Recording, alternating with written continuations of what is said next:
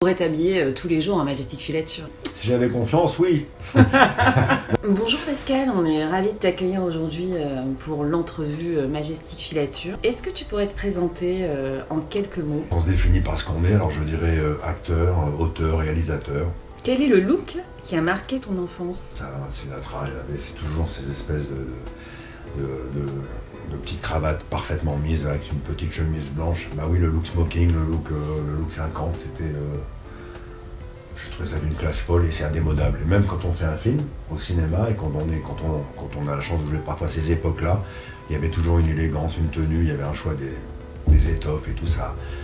Oui, je suis un peu nostalgique de cette époque-là où ça mettait encore des chapeaux. Il y avait quand même une certaine élégance absolue dès le matin. Quel est ton outfit du dimanche? Eh ben voilà, je l'ai trouvé. Vous savez, je n'ai pas un métier où j'ai pas de dimanche, j'ai pas de lundi. Si j'étais paresseux et menteur, je vous dirais que c'est la première chose que j'ouvre dans le placard, mais non, c'est quand même un peu plus fouillé que ça. Quelle est ta Madeleine de Proust? Ça passe par la bouffe. Évidemment, il y a des senteurs, il y a des comme ça qui me rappellent mon enfance. Une certaine pâtisserie, parfois orientale. Ma Madeleine de Proust, c'est le souvenir que j'ai parfois de mes deux grands-mères. Quelle est la chose la plus folle que tu aies faite par amour? Je crois que c'est aujourd'hui, les jeunes me comprendraient, c'est peut-être de faire des enfants. Parce qu'aujourd'hui, c'est compliqué de se projeter. Et il faut aimer quelqu'un très fort pour se dire on verra bien. Allez, on se jette dans le grand bain. C'est aujourd'hui, tout est raison, tout est observé, tout est calibré, tout est standardisé. Quand on devient un peu fou par amour, on sort du cadre. Ça peut être dangereux. Mais heureusement qu'il reste un peu de folie dans ce monde où tout doit être, encore une fois, contrôlé. On a de moins en moins de liberté pour parler, pour s'exprimer, pour agir. Oui, on a besoin de sortir du cadre, parfois, pour se sentir vivant. Qu'est-ce que tu lis en ce moment? Mon prochain film qui parle de résistance, qui se passe dans les années 40, donc quand on plonge dans cet univers-là, de la Seconde Guerre, ça devient complètement obsessionnel. Donc je lis beaucoup de choses sur la résistance, je lis beaucoup de Romain Gary, Joseph Kessel. Quel est le dernier film qui t'a ému? J'ai revu récemment La vie est belle de Capra. C'est tellement rythmé, c'est tellement profond et en même temps léger. Oui, ce cinéma-là me manque, ce cinéma d'émotion. C'était le cinéma italien d'après-guerre, mais c'était le cinéma aussi américain ou même français des années 60. Il y a quelque chose qui me bouleverse, il y a quelque chose qui me parle encore aujourd'hui et qui me manque. Quelle est la dernière pièce de théâtre qui t'a fait rire?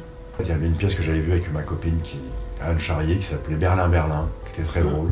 À quoi tu ne renonceras jamais? À me dire la vérité quand je me regarde dans mon miroir, à essayer d'être fidèle à ce que je pense vraiment. Parfois on s'oublie, parfois on se dilue, parfois c'est compliqué, mais j'aime l'instant vrai, j'aime quand je suis en face des gens, même si ça dure 5 minutes, qu'il y a un échange, un vrai échange, pas un selfie. On s'en fout de tout ça. Qui aimerais-tu voir au dîner l'entrevue?